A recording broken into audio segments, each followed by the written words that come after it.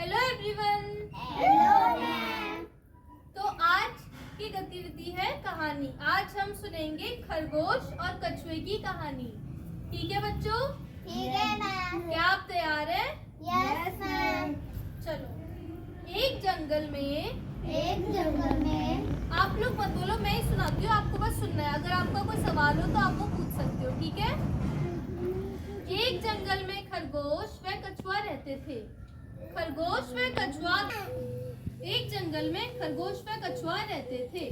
खरगोश व कछुआ दोनों मित्र थे। एक दिन दोनों में शर्त लगी कि कौन तेज भागता है। दोनों में एक निश्चित स्थान से दौड़ना शुरू किया। खरगोश धीरे धीरे आगे निकल गया। उसने पीछे देखा, कछुआ दूर दूर तक नजर नहीं आया। खरगोश और कछुए ने सोचा कि हम रेस लगाते हैं। खरगोश ने सोचा कि कछुआ बहुत धीरे धीरे चलता है तो वो पीछे रह जाएगा और मैं जीत जाऊंगा। पर खरगोश ने क्या किया, जैसे वो भागने लगा और उसने पीछे मुड़ के देखा तो उसे नहीं दिख रहा था कछुआ आता हुआ। तो उसने क्या सोचा कि मैं आगे सुनो।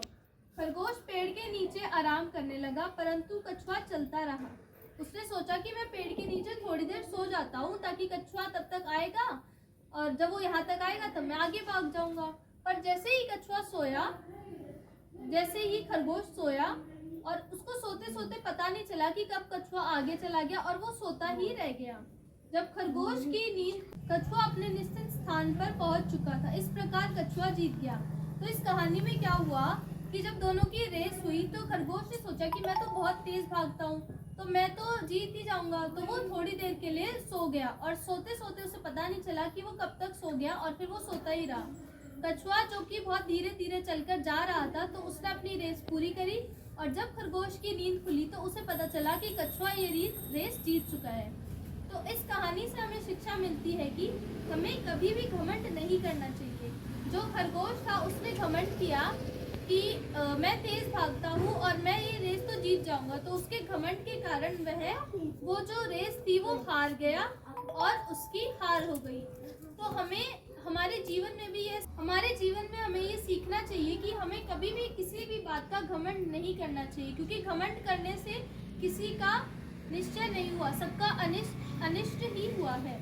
इसलिए घमंड करना हमें त्याग देना चाहिए कि हमें किसी भी चीज़ का घमंड नहीं करना चाहिए। अगर इस कहानी में कछुए ने घमंड ना कर अगर वो सोता नहीं तो वो इस रेस को जीत जाता, पर उसने घमंड किया अपनी तेज भागने का, इसलिए वो जगह पर सो गया और आगे नहीं जा पाया, इसलिए वो रेस भी हार गया।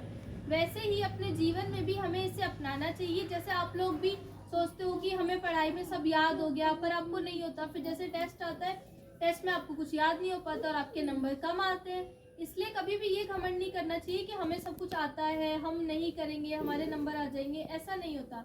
आप लोगों को हर चीज़ को अच्छे से पढ़ना चाहिए बिना घमंड करे, या फिर पढ़ाई ही क्या, जो और भी कुछ होता है सबको आपको देखना चाहिए कि हम बिना घमंड करें और हमें सब कुछ अच्छे से याद हो जाए, अच्छे से आ जाए। क्योंकि घमंड करते हैं तो घमंड अच्छा नहीं रहता। घमंड करने से हम अच्छे नहीं दिखते और हमारा भी जो व्यवहार होता है वो भी बहुत बदल जाता है और हमें बिल्कुल अच्छा नहीं लगता। बच्चों से पूछूंगी आपकी फेवरेट कहानी कौन सी है। तो पहले मैं बुलाऊंगी रूही को बताने के लिए वो कौन सी फेवरेट कहानी है उसकी। आप बैठ जाइए, आप बैठ जाओ। हाँ, आप इसकी बात सुना दो। अब रूही सुनाइए, सुनाओ। शेर वाला, हिम्मत वाला, लंबी लंबी मूंछों वाला, तेज नुकीले दांतों वाला, सबका दिल धड़काने वाला, हटो हटो आया शेर, भागो भागो आया शेर। वेरी गुड, रूही के लिए तालियां बजाओ। अब दिव्या सुनाइए।